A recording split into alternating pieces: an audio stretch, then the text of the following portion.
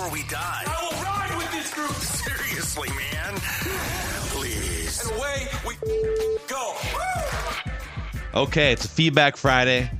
We got NASCAR Judd going to talk about Quick Trip. We'll talk about the party at Padrigs later on the show here. And we're going to give you Mr. Mankato Power Rankings to start the show, plus our snake draft of the week. As you may have seen on the YouTube channel, we go live every Friday shortly after 10 o'clock Central Time for Feedback Friday on the Purple Daily YouTube channel. Up for grabs this month in the Score North mobile app is a 75-inch Roku Pro Series 4K TV. Nearly an $1,800 value, and you can just win it by registering on the Score North app under Listener Rewards. Judd, before we rank Mr. Mankato hopefuls, let's talk about Quick Trip. Let's do that. Let's do it. Let's do that. In fact, I've got my Quick Trip hat on right here as a reminder to you that if you're driving home tonight and you're like, I got to get gasoline, and you know what? I'd like to get something for dinner. Where should I go? Well, I've got the answer. And if you're watching this right now, you are looking at all of the offerings at Quick Trip. No, that's not a grocery store, folks. No. That is Quick Trip, which is fast, efficient, easy. It's great to go there, too, because if you get in line, it's not one person scurrying from the back who's going to ring you up and they're ticked off. Two cashiers right there. Fantastic service. Quick Trip. They are the best in town. Gasoline prices as well. Milk, bread, produce, you name it. Quick Trip has it. And if you have the Quick Trip app, you don't even need to go in. Declan's done this. You can pick it up curbside. Nothing better than a trip to Quick Trip to get what you need. Amen. All right, let's get into this. A bunch of people have asked us throughout the week, so this will be the first Feedback Friday question from, I don't know, like 10 different people, if not more. What are your thoughts on the Mr. Mankato competition so far? What have you seen? I think we can answer that in power ranking form if you feel comfortable, Mr. Sports Dad. Comfortable? Yeah, my God. Okay. I feel comfortable. You looked very uncomfortable when I said puzzled. that. Yes, you look very puzzled. Oh, no. You know what? I'm not at all. I'll take the hat off. No, you can leave the hat on. You just like no. You looked at me like I was bringing this up for the first time, and I was like, do I need to rank these or I can help you rank them. I have. No. Thoughts. I've got them. You mistook the look on my face for puzzlement when it was just okay. We're going to the next subject. If you look back and watch the film, no, I think you'd say you were It's puzzled. very possible. It's very, very possible, Dex. I'm just saying that's not what I was internally feeling, but I'm sure that you guys are right. I looked puzzled. It might have to do with the fact that Dawn's gone, and I probably had a few too many beers last night while watching the Hall of Fame game, but I was not puzzled. Yeah, it was just watching fourth-string left guards last night. Well, they cut the game off in the third quarter. For the best. That game shouldn't be played. That game is past its time. You don't need to do that game anymore. I mean, it's football. It's like a little football appetizer before the preseason game. So yeah, I often choke on it. It's not really don't need it. Are we gonna rank Mr. Mankato players or what are we doing? Yeah, let's do it. Okay, let's go. Stephanie's right. You guys are hard on Judd. You know, I show up to this show every day. I'm older. I'm tired. Today, I'm a little bit hungover. But yes, let's do it. All right, number one. I think this one is simple. I do think it is because he's eligible. And I guess we could argue the technicalities now.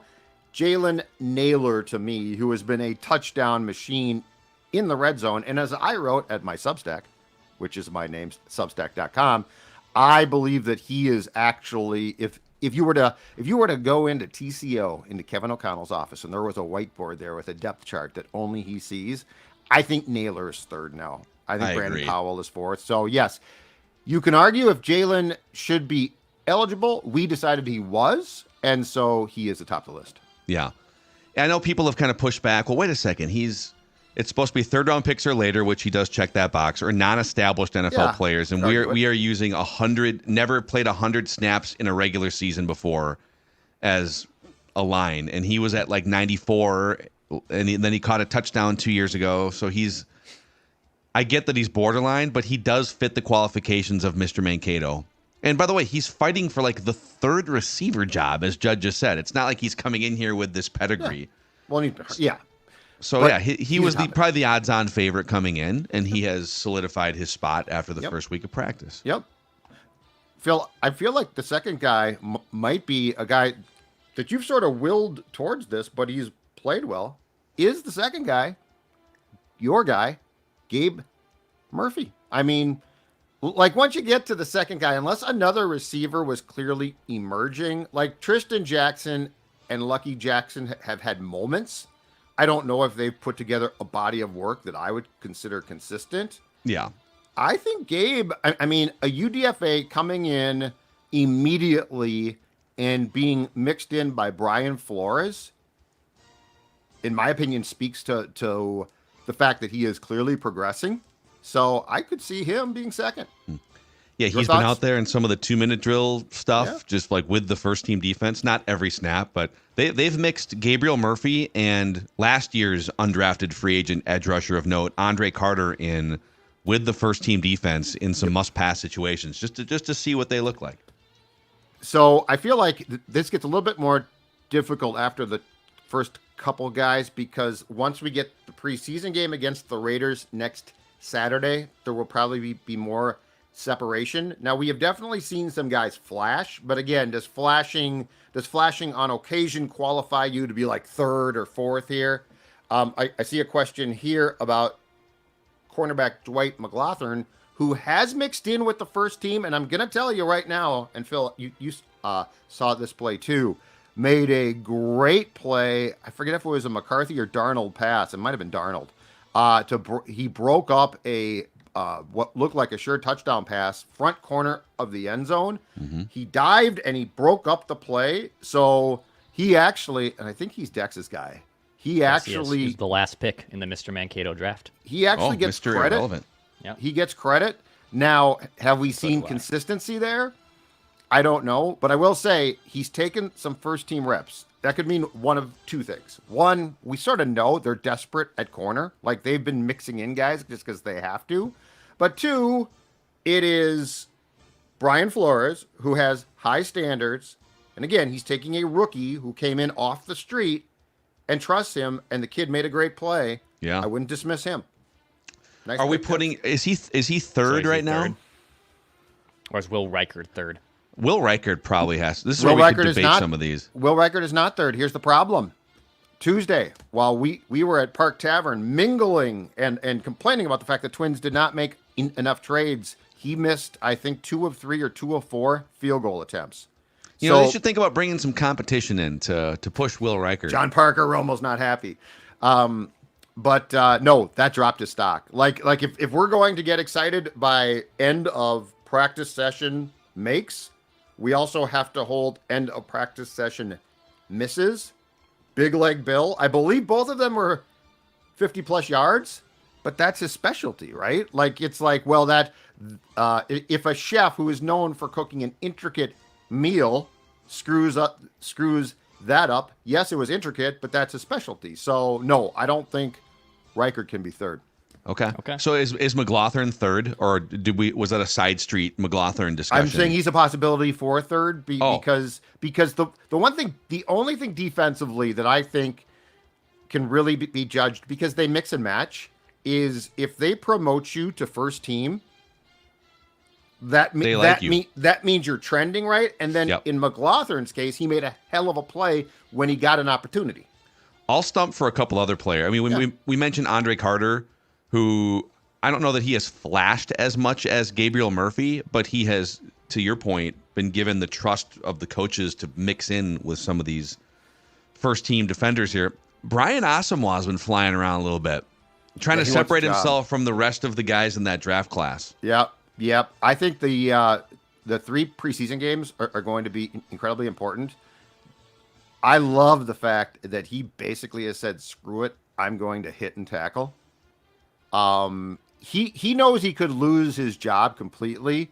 And so unlike Seen, who's hurt, or Booth Jr., who I don't really get, Asamoah is like, I'm sticking. So yes, I don't know that I've been impressed by his play per se, like as far as he's got some picks or he's got some big plays, but your words are exactly right. He has made himself stand out, and that's got to be credit for something. And then another guy who was drafted, I think Team Mackey snagged Jay Ward, if I'm not mistaken. Yeah, moved a corner, but yeah, that's a credit to him. Yeah, Jay Ward. So I don't know. He's flashed a couple times here and there. He's not afraid to do some dirty work. And the fact that they've moved him to corner is just interesting. Interesting note. It is. I guess my question there is that was sort of born of desperation too. So like, did he earn it because he's played so well at safety and there's not a job there, or were they essentially saying in signing 4 cornerbacks since training camp started, oh my God, let's just move him? Yeah. So is it fair to say then, Mr. Mankato power rankings right now, a week and change into practice, Jalen Nailor number 1 pretty easily. Yep. Gabriel Murphy comfortably number 2. And then it's kind of a fight between Dwight McGlothern, Will Reichert, and then maybe like a Brian Asamoah. That's probably fair. There's kind of a hodgepodge of guys. There's no other wide receivers that you put in this group, right? That's exactly what I was going to say. Like, has any other wide receiver stood out consistently? And the Jacksons have flashed at times. Both have made nice plays, nice catches. But I don't know that there's been, as football people like to say, a body of work that we can discuss here. Football. The Raiders game is going to really start to help us put this into focus. Yeah. All right, let's go to some of the other feedback here. Let's go to this one. Octavio says, I want to ask you and the crew, Judd covered the Vikings beat when they drafted Christian Ponder. Well, you did for 1500 ESPN. You and Tom Pelissero. Yep. Did Judd see anything that is comparable to Ponder with how McCarthy looks now? He's like trying to guard against this, I feel like, mentally. Sure. Are the Vikings talking heads saying how poised he looks running the offense, albeit it is the second team? What were people saying about Ponder back in 2011, 2012? So, on the surface, this seems like a simple response, but I think it's intricate, okay? So the intricacy of this goes to the people that were relied upon to raise Ponder. Now, Ponder, I think McCarthy is just flat out football father him. Exactly. They were supposed to raise him from a pup of a QB to a, hopefully it didn't happen, quality starter. McCarthy obviously comes in with a resume that is far more impressive. He's got championships in high school. I saw Ponder at Quick Trip. Rob K, you did not. Or perhaps you did. Washing his hair. He's got a championship in college. The other thing is part of what I see in the development process. So I'm just talking about the right now. I'm not projecting. Is that McCarthy is being raised by people who know what they're doing. Now I will say flat out, if you are asking me, because Ponder didn't practice and you thought, oh my God, this guy absolutely sucks. That's not fair. But the one thing is, if you ask me, okay, just from when the guy comes on the field, does he sort of command things? Christian was a really nice kid. He never did that. McCarthy does. And I think that's incredibly important. So this in my opinion goes way beyond just how did he spin the ball. McCarthy's arm, better than Ponder's, no question about that. But as far as like the intangibles that it takes, if you are cooking a quarterback meal again, right? Like what do you start with? Well, some of those things are just inherent intangibles, and the fact that you've got Kevin O'Connell and his staff raising this guy, incredibly important. I saw a tweet from, I think, a beat person on the Patriots yesterday about how Drake May looks terrible. Yeah. And I tweeted back. I said, honest question. Is this like all Drake May's fault? How's he being raised? Because he's being raised by a defensive head coach. And God bless him. But when you look at the fact that when Ponder got drafted, it was Spielman who drafted him, and he gave him to Les Frazier, a defensive guy, and that crew to raise him. Yep. I think that's a big. I think that if you can be salvaged, I think it's very hard then to say, hey, let these guys try to do it. I think there's two situations that make it really hard to overcome if you're a young drafted quarterback. There's the you're on your own kid. I'm a defensive head coach, yep, and we don't have an established structure of. It's not that we don't like believe in you or whatnot. You just don't have the tools and the resources and the knowledge, expertise, everything, the infrastructure around you. So if you head into a situation like Drake May is in New England, you're kind of screwed. But then there's the we need you to save our garbage franchise. Correct. And actually the Patriots check both those boxes. Well, and this is why, Phil, I think this entire show said, if the Vikings are offering you multiple draft picks, take them. Yeah, because, make your team better. And then take go a draft deep some breath. defensive guys. Like, you suck. So, like, go draft some guys that your coach knows exactly what he's watching, right? And develop it from there. This whole thing of, well, you just take the quarterback. If you don't know what you're doing, you're not in a position when you are, to use your term, a garbage dumpster franchise. You are more in a position to potentially ruin the kid than to have him save you. But I mean, there are examples of defensive-minded head. I mean, D'Amico Ryans had C.J. Stroud. D'Amico Ryans is a great defensive head coach. I mean, the Texans legit might be the biggest threat to the Chiefs in the AFC. A lot of people are high on them this year. John Harbaugh was a special teams and DB coach, and then he gets hired by Baltimore, drafts Joe Flacco into a great environment, right? Like, I know the game has clearly leaned towards offense in the last 5 years more than it ever has, but there are paths to defensive-minded coaches inheriting rookie quarterbacks and still being a successful offense too. Yeah, I think, and this is another sports talk trap that we can fall into, which is if there's something that trends in a certain direction, that it falsely means every example must fall into this bin. Yeah, of course. And Mike Tomlin's been a defensive guy who's had success, and he helped develop Ben Roethlisberger, and they also had great offensive minds at times. But if you were to swap Drake May and J.J. McCarthy's situations, and we said this leading up to the draft, there's a pretty good chance Drake May would be looking pretty solid in practice, and J.J. McCarthy would be struggling. Now, maybe we find out one or the other of these two quarterbacks is just good enough to overcome whatever it is, and it wouldn't have mattered. I mean, Andrew Luck was one of those guys where he just kind of rose above the fray of a floundering organization at the time and a bad offensive line and brought them to 11 wins and whatnot. But bad GM. Yep. Yeah. Who now? Hi, Ryan Grigson. Runs around the Vikings practice facility. So I love the Texans talker, and here's my opinion of the difference too, though, the distinction. The Texans, and it's not like we follow them closely, but you know what? The Texans turned out to be a bad team that was close to personnel-wise getting pretty good, right? Mm-hmm. So you put him, Stroud went into an infrastructure that actually was not this hellhole. In my opinion, in looking at the Patriots, they're a hellhole. So really bad. if I can plop you into a situation and it's hey, we've struggled, but look at what we got here, right? Mm-hmm.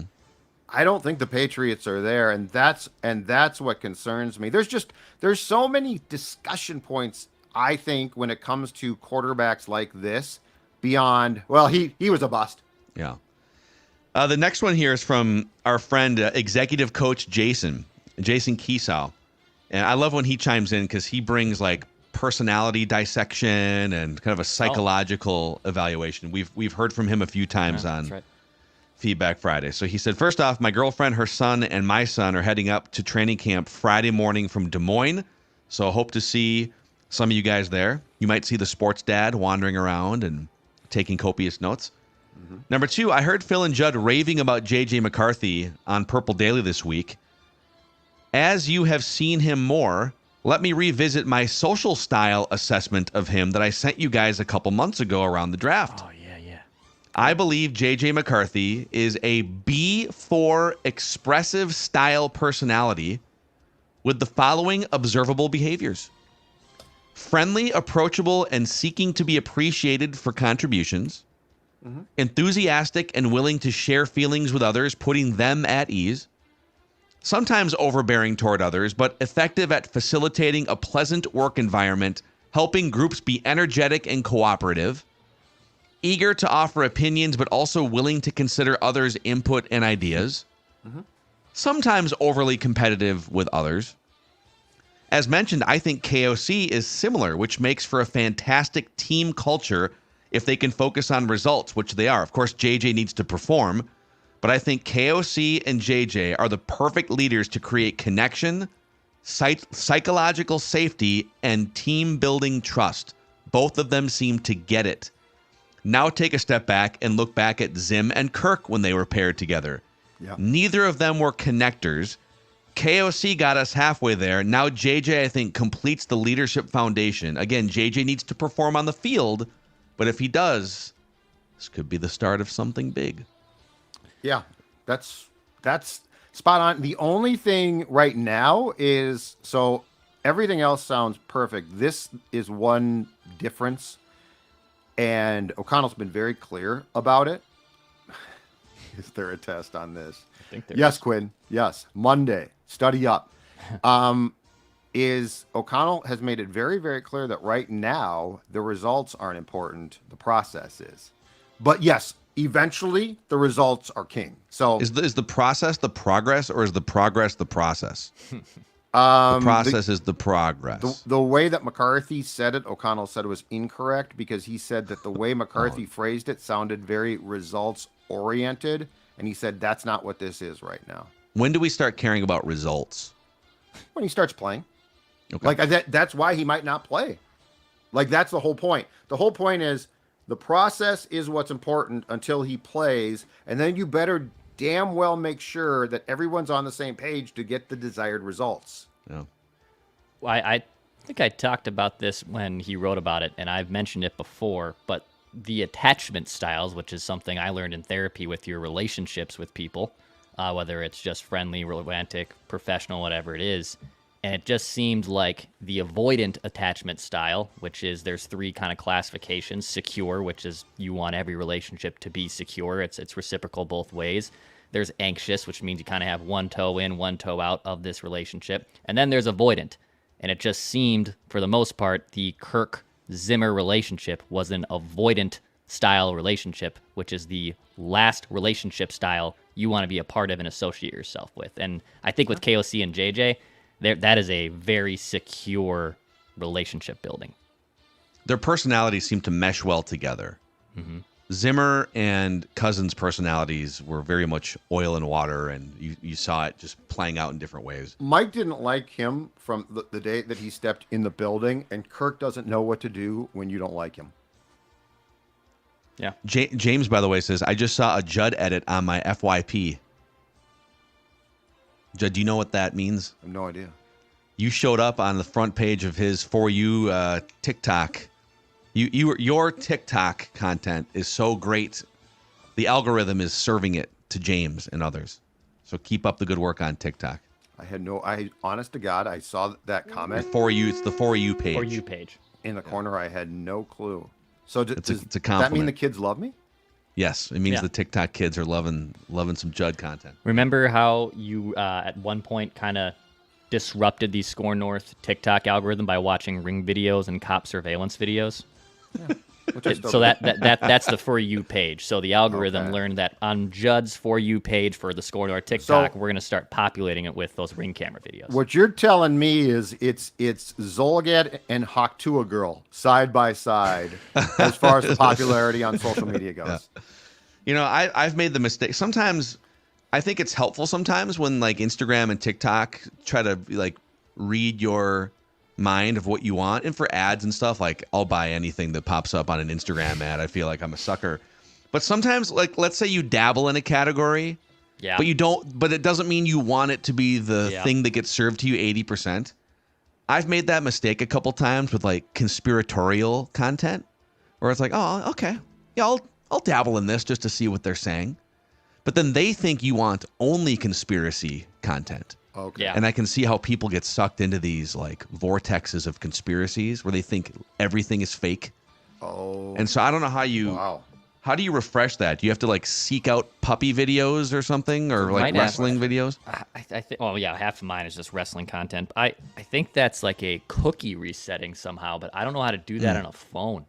You can reset cookies on a web browser, no problem. But that's like a cookies and stuff that is just implanted into your feed.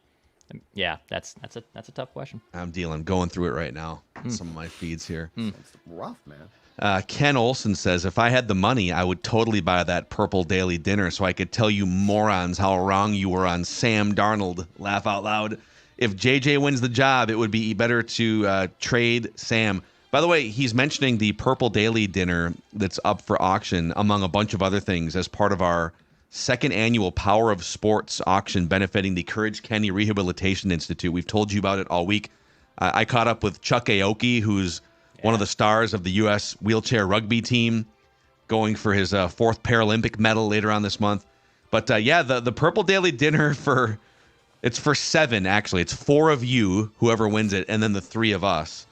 And we've got some life into that. We were a little bit offended. It was the only one without a bid yesterday, and now you guys have bid it up to $1,000, so we appreciate that. But there's all sorts of things. There's a Monday Night Football experience, Purple versus Chicago, later on this season. That also includes a $200 gift certificate to one of the Jester Concepts restaurants, which there's a list of them. And also, it's the four lower level tickets for that one. And then we've got the bootleg shirt package, too, which all the shirts that we had ready to rock and roll for other quarterbacks, like Believe, It May Be Our Year, Purple Looks Good on Penix. That included with a Harrison Phillips autographed football and some other cool items. So, there's just a lot of cool things, and all of the money goes to benefit the Courage Kenny Rehabilitation Institute. So thank you guys for helping us raise over $13,000 so far this week. Awesome. Our goal is $15,000. Mm-hmm. We're hoping we get there. Closing in. People are asking in the comments, what's up with this week? What's the deal with the Patties? The Patties shirts. Judd had a Patties shirt on earlier this week. Right there. Well, let us tell you, because I believe this is live right now on the Score North app. So starting, today, 9 a.m. Central Time, you can register to join us for a party at Padraig's Brewing in Minneapolis, an exclusive Purple Daily podcast recording. It's going to be very casual, but only for 100 people in attendance. We'll be doing a podcast, hanging out, cheersing some drinks. It's a free event, but you must register to attend, and you must be 21 years old. ScoreNorth.com/party, ScoreNorth.com/party if you want to register. I don't think I threw the date out, though. August what? August 14th at 6 o'clock. Yes. At Padraig's in Minneapolis. The beer is fantastic. I'm telling you, the Irish Red, off the charts good. The Red of the Irish. Oh, it's so good. It's so hard you can't find good red beers now. And they've got one that they brew there. So this is going to be a fun partnership. It's going to be a very fun partnership. Sports Dad is thrilled. And, hey, look at these shirts. You can get them there, too. Looking forward to it. So, come hang out with us. Once 100 people register, then it's closed. So get in right now at scorenorth.com/party. It'll be kind of a season preview. Training camp will be winding down by that point here in a couple weeks. Party at Padraig's Brewing in Minneapolis. Scorenorth.com/party. Okay, back to the feedback here. Let's go to Nate Voles. I was listening to the assistant coach's presser on Wednesday, and Matt Daniels, special teams coordinator, mentioned they have considered using other players for the kickoff other than the kicker. Yep. We touched on this briefly on one of our shows this week. Yep. I think this is smart to avoid injuries to the kicker. Who do you think could do this job if it's not Big Leg Bill? Would the punter, either Seth Vernon, who would do it? So I thought that they were just screwing around. I think it was after the first or second day of training camp practices. I saw, and I don't remember who, unfortunately, a couple of big men trying kickoffs. And I'm like, okay, they're screwing around clearly. But now in retrospect, were they screwing around, or were they sort of trying to just have a audition? Because they were definitely working on kickoffs. It was not like screwing around trying to kick field goals, right? So the thing about this that intrigues me is, if you saw it last night, and it looks weird, but if you saw the new kickoff in place last night, I think the fear is, because the kicker is the last man back and everyone else is up, if a guy breaks through, can the kicker tackle? Well, obviously, if it's most kickers, the answer is absolutely no. Mm-hmm. So I also think that if they do this, if a team tries this, the thinking will be this literally offers us a last line of defense. It's an intriguing. It looked super weird. Like watching it last night. You don't need the big leg, right? So here's a dumb question: if you boot the ball out of the back of the end zone like they've been doing, where does the ball come out to? Is it the 35? 35. There's one scenario where it comes out to the 40. Okay. I think if you kick it short for sure, like it hits somebody or something, like you squib it, it'd be 40. I mean, I'm sorry. This is so... But if you no longer need a big leg to ensure a touchback, like if the goal is to kick a ball in a smaller space, wouldn't you want like a 6'2", 240-pound player back there who can tackle somebody? The question is, can they place it? Like because there's specific things about where the ball has to land, blah blah blah. Yep. So you would have to have an athlete that could place it, but if you did, yes, the size would definitely. Go ahead, Dax. Any kick that reaches the end zone in the air can be returned, or the receiving team can opt for a touchback and possession at the 30. Any kick that reaches the end zone in the air and goes out of bounds or out of the end zone, that will result in a touchback at the 30.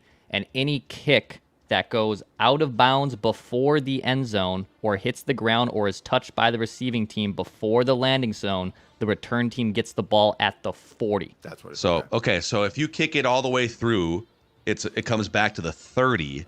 Yes. So you're kind of getting penalized for that, unless you just want to ensure they're not going to return it, and it's a situation where we're fine with them starting at the 30. I think the 40 is, I think it's the guard against squib kicks, because the rumor was that, they're all going to squib kick. Because if you saw, they showed it on the telecast last night, the landing zone is, I think, from the end zone to the 20. Yeah. And so if you squib it and it stops short, the ball goes to the 40. So yeah. So I don't know. I'm excited for it. Yeah, I think it's a fun new layer. It's going to be fascinating. Okay, Dustin Leffler says, on a recent Purple Daily, I heard you guys praising KOC over his use of the phrase, the process is progress. In addition, you often compliment him over his leadership and play a lot of other sound bites from prior speeches. I don't live in Minnesota, so I don't get to hear everything he does, but from what I do get to hear, he's very similar to PJ Fleck with the use of catchphrases and his motivational speaking ability. So why is KOC admired and praised while PJ Fleck is vilified? As far as I can tell, the process is progress sounds a lot like change your best or failure is growth. PJ is also an excellent motivational speaker, both inside and outside the locker room. Please enlighten me. I love PJ Fleck. I see a lot of similarities between him and Kevin O'Connell. I think it's because Kevin O'Connell comes across as far more sincere, and he does not use as many phrases. He does use some, but Fleck spews phrases. Kevin O'Connell has some, but he doesn't spew them. But I mean, I just think that, and Phil, I'd be curious to get your opinion. I just think if you're talking to Kevin O'Connell and PJ Fleck, one of them seems incredibly genuine, and another seems like he has, I don't know if agenda is the right word or what, but their personalities, because I know what the person's saying. And from the outside, I can see that. But when you talk to them, I feel they're very different humans. PJ is more wound up. PJ is like a wound up marketing machine. And by the way, I like PJ Fleck. I think he's done a really good job with a program that's not going to be Michigan or Ohio State in terms of like stature and recruiting. He's done a hell of a job. I know we kind of poke at him for some of this stuff. Like you and Patrick probably poke more than I do, but I like PJ Fleck, but he's a much more tightly wound marketing guy. KOC, I think you nailed it. KOC comes off to me, in my experience, just having been around them both a little bit, KOC is more of a relatable, down-to-earth human. Yeah. Kind of feels like PJ is trying to sell me something, and KOC is comfortable if you don't buy it. Like, I don't know maybe if that's the right way to explain it, but similar in some ways, but very different if you are in their orbit for a period of time. PJ is far more prone to get defensive as well. Kevin's very patient. I mean, he puts up with me. I think PJ is a little more insecure. I don't think Kevin is insecure really at all. I think he knows exactly who he is. He is wired like a quarterback. It's amazing. It's amazing he didn't have a longer career based on his size. Yeah. And based on his I think the Patriots drafted him in the third round based on the fact that they loved him. Brady says maybe if Fleck ditched the tie. Like, even like the tie, it's like, he's just probably not wearing a tie all the time at home. He's wearing a tie as part of an avatar for marketing a program, right? Which is fine. I'm fine with that. I love the tie and the quarter zip. It's. If you were to do a behind the scenes, if you were to get an intimate look at both men, they would not strike you as the same at all. Yep. Agree with that. Okay, Chris Burke chimes in here. Can we discuss that everything Kwesi touches turns bad? Woo! 2022 draft, Marcus Davenport signing, the Hawkinson trade, overpay, and then the injury. 2023 draft, Addison, multiple brushes with the law. Blackman out for the year. Now Shaq Griffin's injured, the guy that we at minimum jeopardized a comp pick for. Yeah. I mean, I'm not a huge fan, but guys get hurt. Yeah. Come on. He's saying Kwesi's the jinx. He's like the cooler at a blackjack table, is what he says. Literally everything he touches goes bad. Forget about extending him. He just needs to go. Like, well, then, I mean, Rick was the GM when Teddy's legs snapped, and Rick signed Kurt. Yeah, they fired him for that. They fired him because Teddy's legs snapped. No. I mean, I would say that, it's fair to say that Kwesi definitely has a lot of misses and misfortunes. Like, there's some things that he missed on specifically, and then there's other things that are just misfortune. Like the Hawkinson and Blackman injuries and the Kirk Cousins injury last year and Jefferson, but on the macro, he has straightened out the Vikings cap situation. Yeah. Next year, they've got, even after the signings that they've made, they have like the 8th most cap space. He took a shot on a young quarterback, young edge rusher, maintained first-round picks for next year and beyond, extended Darrisaw Jefferson. So I'm in need to see more mode with Kwesi still. Absolutely. And look, I mean, we can all agree the 22 draft, for the most part, is a disaster. Like, no one's defending it, trying to go back. They might be able to salvage a couple of pieces off the junk pile that is that draft. But, I'm sorry. Guys get hurt. And it's not Kwesi's fault. And Jesse knows that. And he's right. Stop injuring players, Kwesi. But I'm with you. I want to see more. I do. I will say this. Did you guys see the Tristan Wirfs left tackle Tampa Bay contract yesterday? Mm-hmm. So the Darrisaw contract is It's a steal for the Vikings. Well, and here's my question. He's thrilled now. I mean, Christian got paid. I think he can set his family up for life. But here's my question. Is it a steal, which it is for the team right now, or is it Danielle Hunter 2.0? Because so Penei Sewell, who's a right tackle, he has a higher AAV than Darrisaw did. But going into yesterday, the AAV, which I think is 26 mil that Darrisaw was set to get, was number one, was going to be, according to Over the Cap, among left tackles. Well, now Wirfs has passed Darrisaw, and you know what this is going to start. Like Darrisaw, by the time next season starts, I bet Darrisaw is 4 or 5. But you know that when you sign it, right? So it's. But I'm just saying that it's a great deal now. It's a smart deal by both sides. But I also think that we should be prepared if Darrisaw stays healthy and continues to perform in about 3 years to read, I don't have a lot of guarantees left in this contract. Just like if Jefferson would have signed a year ago after the third year and he got really close, it would have been for a few $1 million less per year, and it would have, I mean, at the end of the day, like, it's hard to relate to, well, you're making 25, 26 million average annual value. You could have made 28. Like, okay, it's all monopoly money at that point. Speak for yourself. I have no problem. I relate to it perfectly. Okay. Sports dad living lavishly in the Western burbs. I got credit cards left and right. Hey, I'm going to buy that. Richard Benson chimes in, says, I really have no interest in prying into other people's private affairs. But then the rest of this email is Richard prying into people's affairs. Love it. Says, but there is potentially a very big story surrounding Justin Jefferson. He has been found to be the father of a child born out of wedlock. The mother of the child is a woman who attended LSU. The child was born in December 2023. I think we've all kind of seen these stories. Yep. As a side note, Jefferson is apparently in a long-term relationship with a different woman. From what I can tell, Jefferson has no serious interest in the mother of his child or being in a relationship with her, so it is doubtful to say that they will ever get married.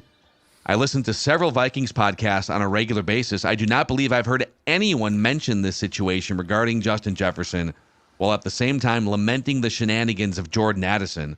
All gossip aside, can we honestly assume that this mess will have no impact on Jefferson's performance on the field?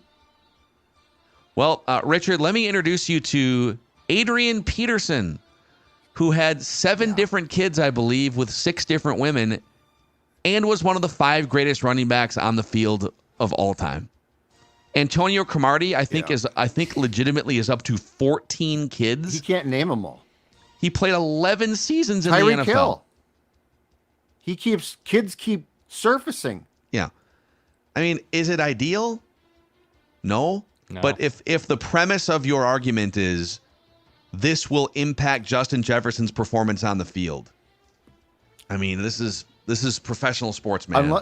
Unless you do what Peterson did, which was, and his kids didn't become a story until one tragically died and was beaten by a boyfriend of a woman. And I don't think he had a relationship with that child, but then he abused one of his kids, or he took the switch. That became a story. He missed a season. Yeah. Yeah. I honestly, and I mean, people are different. I honestly, when it comes to like multiple kids for players and stuff, I don't care. Like if you endanger your own life by driving 140 miles per hour on 94, falling asleep in a lane, that's a story. You're endangering your life. You're endangering other people. Yeah. You're pretty stupid. But if we, honest to God, got into this guy's got X amount of kids and this guy, and I am hard pressed to ever think of an athlete who was affected. Like there have been some things where you're like the contract or there's a personal problem, parents are sick, and you're like, that guy's play dipped off. Phil, unless you can think of one, I could never recall watching an athlete with multiple kids by different people and saying, you know what, his play's off because of that. Didn't, correct me if I'm wrong on this, didn't Tom Brady have a kid out of wedlock before he met Giselle? Didn't he have a kid with Bridget Moynihan back in the day? And then he dumped her. Correct. Yes. If I'm wrong, correct me if I'm wrong, but if the greatest quarterback of all time, he dumped her when she basically announced she was pregnant too. Okay, so the greatest. If the premise is how will this situation, having a child out of wedlock, impact your performance on a football field? Yep. The greatest quarterback of all time had a quarterback out of wedlock. We don't know yet. Had a child out of wedlock. Probably a hell of an athlete. And one of the 3 or 5 best running backs of all time.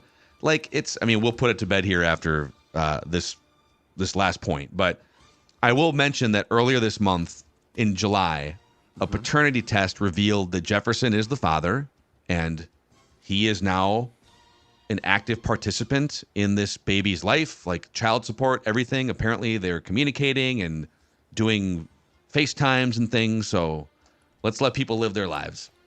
Probably won't affect your fantasy team. Including Ant. I mean, Ant's got the same thing. Look, if you're endangering yourself, other people, and you play for the team, that's a story. But I draw the line at like family pregnancy I'm sorry. And then let's see. Jay Locke says, I'm not thrilled with the Big Leg Bill nickname. It's kind of clunky, but what do I know? I don't know his personality. Will Reichard, the kicker. You'd think he'd already have a nickname with his legacy. Besides, I thought he already had a nickname. People are saying his nickname is the Assassin. Is that accurate? I couldn't tell you. Know. From college? But I mean, that's his college nickname. That seems like it's also just like a generic. Yeah. I like the Prodigy. Nickname. I mean, he was going to these kicking camps when he was like 12 to kick footballs. Like I kind of like the Prodigy. He does look like he's got a look of a definite prodigy. I could see that. So I've seen a couple things here. A cold-blooded sniper. I think Big Leg Bill is good. There's a quote from him in college or around after draft time where he says, the mentality that I have personally is an assassin's mentality. Okay. You know what? No Vikings kicker, especially a rookie just drafted, should carry that nickname here because you know what happens. The assassin gets assassinated. Okay, I found a story from 2020 Yeah. that he's nicknamed the baby-faced assassin at He Alabama. does have a baby face. Mm-hmm. He does have. That's not inaccurate. Mm-hmm. The baby-faced assassin. He But can have I'm more not- than one nickname. Big Leg Bill, the Yeah. baby-faced assassin. Yeah, but I don't like that. I don't. Big Leg Bill, I think, is fun. The baby-faced assassin sounds like we are counting our chickens before the eggs are hatched. It's like a mobster from the 30s or something. Yes, the baby-faced assassin and Al Capone took over There Chicago. goes the baby-faced assassin. Where's Ma Barker? I just saw Ma Barker's here. Baby-faced assassin. What do you think about this? They call Declan a baby-faced assassin on the golf course. When he gets That's to right. Meadows and puts the knickerbockers on. High that'd be socks. great. I just put on those Carlos Santana just shorts that are basically pants that have been turned into shorts. Oh, and I'm sorry, it's the baby-faced three-putter. That's what it is. Yeah, I can knock down a couple 2-putts. Okay, it won't be a ton of 3-putts. That won't help my 108. But that's okay because the Meadows at Mystic Lake welcomes me. I hung out yesterday at the Meadows Bar and Grill, which is also a great spot to just grab a pint, whether it's before, after, or just to show up at your round. You can go to golfthemeadows.com. If any out-of-town Vikings fans who are maybe making their way to US Bank Stadium this year, you want to bring up the sticks with you, I highly recommend stopping at the Meadows at Mystic Lake. They usually book tee times out about 3 weeks in advance, so if you're looking at a game this year and you want to go play some golf too while you're here, go check out the Meadows at Mystic Lake. Book your tee time at golfthemeadows.com. And Nicolay Law is here as the exclusive personal injury law firm of Purple Daily. Russell Nicolay, big supporter of Minnesota sports teams. You see him on our YouTube channel roaming around US Bank Stadium. Nicolay Law knows that when you or a loved one gets injured, ordinary life can come to a stop and things can get complicated. That's where Nicolay Law comes in. Just a bunch of normal folks who live in the Twin Cities communities, and they happen to have law degrees to help you get the compensation you deserve after an accident. So if you've been injured, get Minnesota's local award-winning injury lawyers. Get Nicolay at nicolaylaw.com or give them a call at 1-855-NICOLAY. A discussion in the comments raging right now, asking if any of us are fathers. We are not fathers, unless you count dogs. Yep. Vinny is my Judd son. is Stella's. Yeah, Yeah. Declan is Vinny's biological. feel father. that- He came from my loins. Kelsey Burston. It was a whole thing. Yeah. Oh God, that's. Oh, I don't want. I call him my son. He is my. People sometimes get like weirded out that I say he's my son, and I'm like, no, he's my son. If you say where's mom or dad, he knows. No, I know. He Yeah. knows where to look. Stella knows mom. Yeah. I'm Pop. Are people saying what are they They were just judging? curious. Are they? I think they're curious if we have. Well, and to make it very clear, the three of us, none of us know of children that we might have. So Well, none like, of us. Well, like Jefferson, like we're popular. Like you never know from our youth. none of us have ever had a child out of wedlock. Tell you that much. Okay. Youthful indiscretions, you never know. If I have a kid, actually, if I had a kid and found out now, it'd be fantastic because the kid would probably be like 30. And so, like, as I age, I could say, son, I didn't know you for most of your life, but Now can you take guys care can of just, me? you can just drink at Padrigs together, I guess. So, you guys ready for a snake draft of the week? Yeah. Let's do it. Yeah. Let's do this. You guys have sent in the audience some incredible ideas for snake drafts. So we've done bar appetizers, we've done man cave items, airplane pet peeves, worst household chores. Last week we did best sports movie or TV coaches. And this week, in honor of Christian Darrisaw and Justin Jefferson signing massive contracts, this one suggested from the audience, things you would do if you signed a 9-figure contract or had 9 figures dumped into your net worth and bank account. Love it. Love it. What are the things that you would do? Very broad blank canvas here. You could be noble. You could be selfish. There's all sorts of things you can do. Screw Noble. So the draft order here this week is Judd with the number 1 pick, Declan with the number 2 pick, and then I get the 3rd pick and the wraparound. It is a 3-round snake draft here, gentlemen. Judd, you are on the clock. This should be tough. Like I should be tortured right now thinking of all of the things. And by the way, the thought of being noble, not even in my head right now. The first overall pick is a PJ. Private jet. I'm going private jet. Better burn a lot of the money. So you would no longer be flying like middle seat. You wouldn't And worry I'd be about taking off Delta. from Signature. I'd be taking, as Phil knows, because we have both had the good fortune on a very rare occasion to fly on PJs. You go to the Signature terminal, you honk your horn, they open the gate, you go in and park in a small lot, you walk through with no security concerns. This what? I don't know what it's called. House, basically. That's the terminal thing. You go on to the tarmac, your pilot puts the stairs down, you get on, you take off. PJ. Yeah, it's pretty amazing. I've done it twice in my life. Just stumbled into situations that I didn't belong in, and you just carry your bag in. There's not there. You just it's like getting into a car. You just That's walk. what I was You going just to say. They walk fly into like someone's we car. drive. Yeah, And it's there's that just simple. there's just a professional pilot. Sometimes there's some snacks and beverages. Oh, and it's yeah. great. And on mine, there was a whole thing of snacks. It was great. Yeah. So okay, private jet off the board. Number one. PJ. Dex. Okay, and we're working with the framework of $100 million contract, right?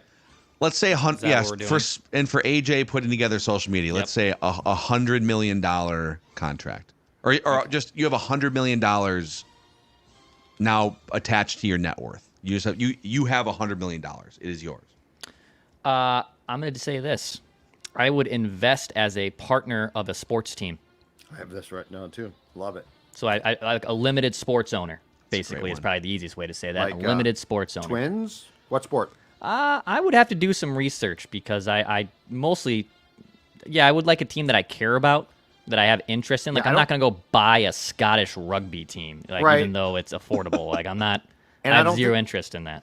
And I don't think you would have. I think football would be difficult, but Yeah. like definitely you get involved in like baseball. Here's Yeah. a question Love. on that. Listen, like this is a great answer, and it was on my list too. But so you got $100 million. Yep. How much of that are you devoting, and Yeah, would that's- that even be enough to get your foot? Football, it wouldn't be. That's why I said limited billion. partner. Like, Yeah. I'm one of the little fish that A-Rod and Lore are trying, not little fish, but one of the fish that A-Rod and Lore are trying to help to get to majority ownership. I want my stake that I have a stake in a franchise. So a limited owner of some type of sports team. Yeah. Okay, I get the wraparound here. So man, you guys, the private jet. I was hoping private jet would fall to 3. I'm not gonna lie. Burn a lot I had of a that money feeling- pretty quick. in Well, my you could opinion. also, instead of like buying a private jet, you could just fly private through different services. Like if you're only going to fly a few times a Just year, fly for first instance, class. you could also, you could. No, fly you got to first go class. through airports. Then I'm I'm good with that. No, I don't want to go through airports. You see me in an airport? Very efficient. Doesn't matter. You're subject to all of the bozos and yahoos. Not really. Like if you do clear or TSA pre-check, Or if you have first and then you're class. boarding the plane first class, you really don't have to deal with anyone. Yeah, I'm not doing it. I'm not doing it. Airports suck. Airplanes suck. First class is great until some moron tries to open up the emergency door mid-flight and 18 people have to jump. No. It's me on a PJ. Okay, I'm gonna go a little off the board here. Well, I get wraparound picks, so I'll say personal chef. Okay.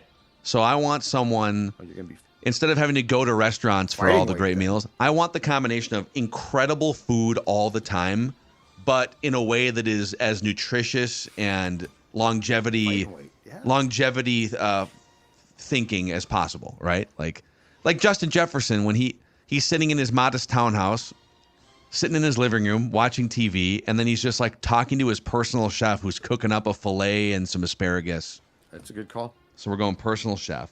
Good call. And then with the wraparound,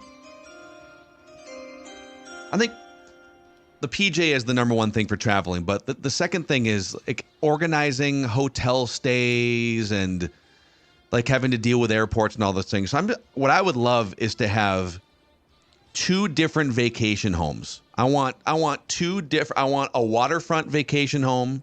I'll just say this to make it easy for AJ. A waterfront vacation home.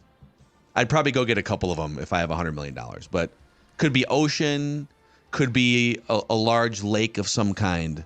But I just want a place to be able to go, let the dog run around, Just go kind of be Elias gonna away from love this. society for a little She'd love while. being rich. Yeah. So a waterfront vacation home. Okay. And that brings us back to Declan for your second. So I'm not like cementing this pick because you kind of took it, but like I had like buy condos in 3 different areas, but I also I know that's kind of like hard to like put on a graphic too. I think I might have just taken the vacation home. Yeah. That's fine. So I'm gonna do this because even though I actually don't mind doing this as an individual and I like being in control of a car, I would have a personal driver. Personal driver for everything, anywhere. Just some guy named Bob. Yep, I get a night. Jeeves will drive me around wherever. Jeeves is a good driver name.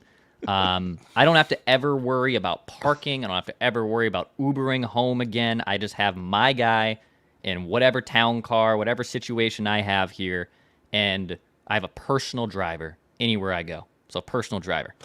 And you wouldn't have to do Uber X anymore, right? No. Where you're getting into someone's 1999 Camry that kind of smells And moldy. you would just get housed on a nightly basis. You'd be just drunk all the time. Well, dude, especially, for example, like last week, I was all the way out in North Loop. I live all the way out here in Woodbury. Like, I just took it easy. I didn't really do anything. I didn't drink. I just hung out with my friends because I didn't want to take a $50 Uber ride all the way or whatever that would be back home. So I just kicked it and laid it easy. Now I have Jeeves who can just drive me wherever I need to go and never have to worry about parking.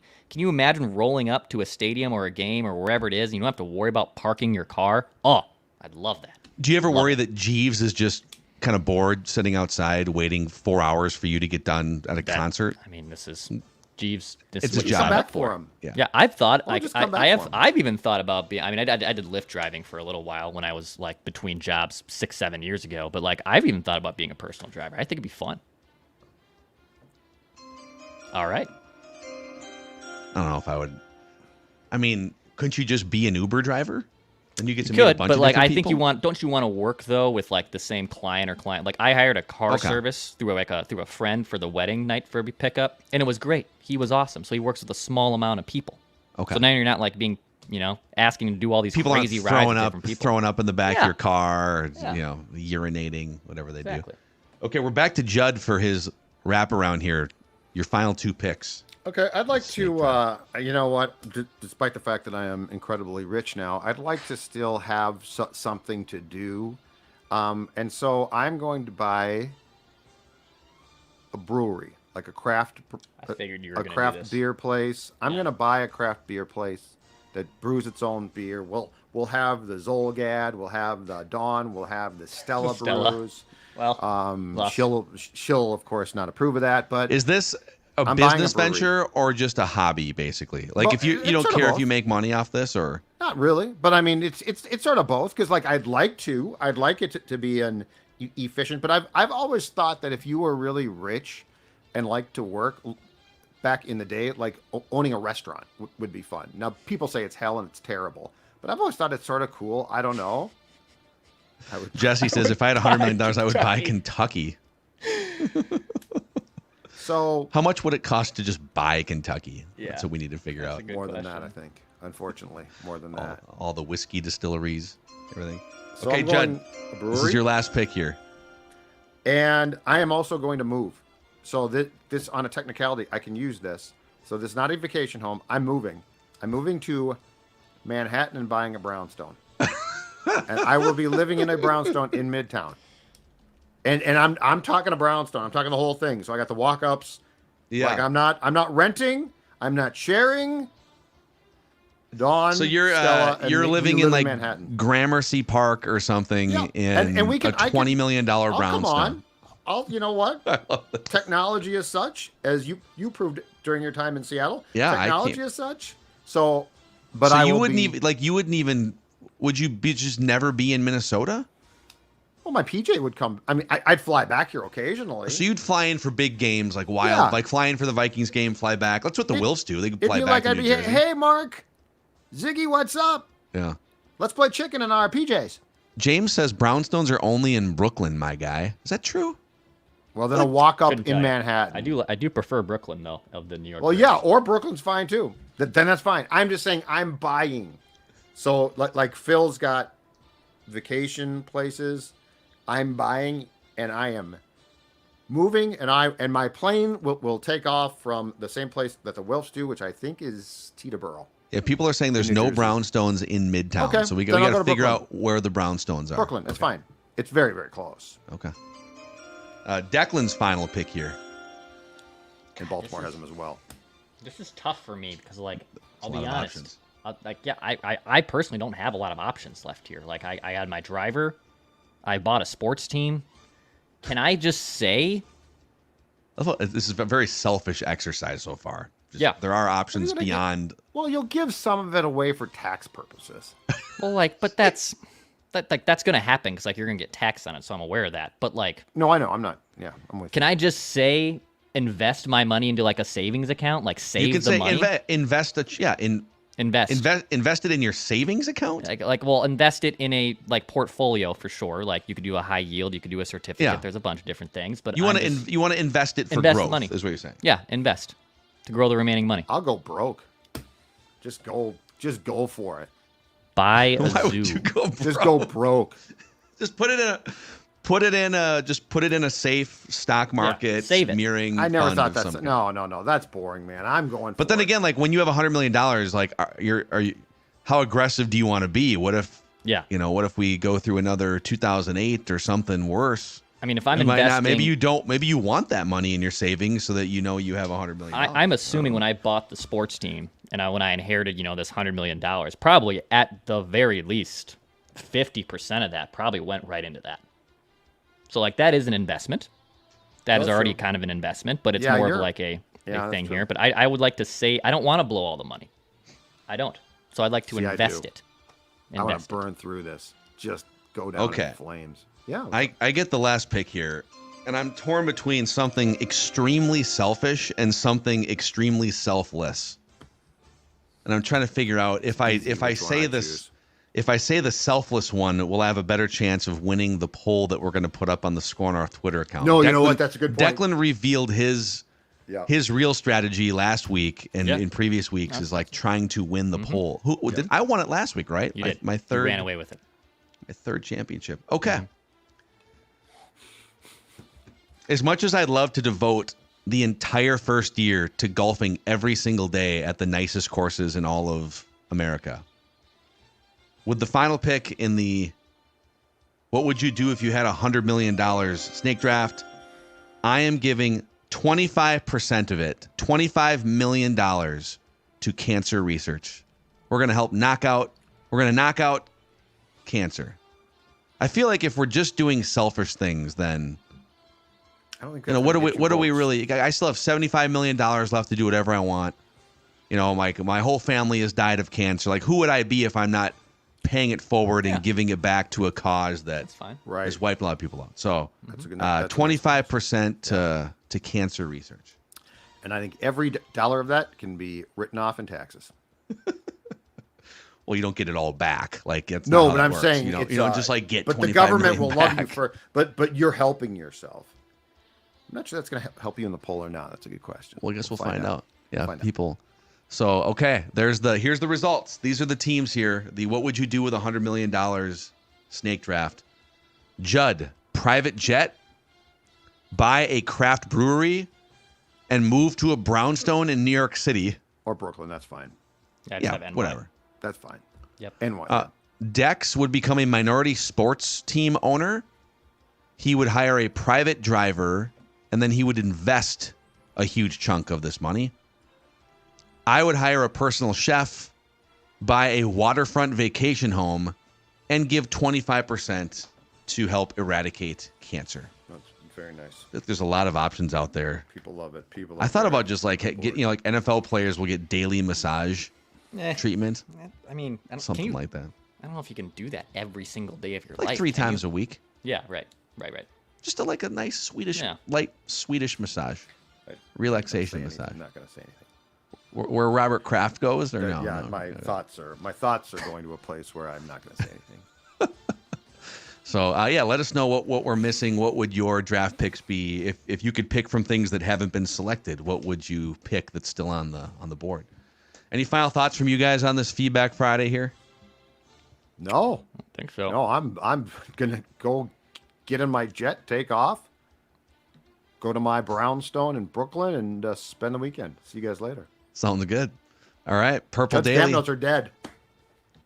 Oh, so this would wipe out camp notes? Well, I won't be in town all. I'm not going to fly in for every practice. So we got to find someone else to do camp notes. Okay, we'll start. Oh, you know what I'll planning do?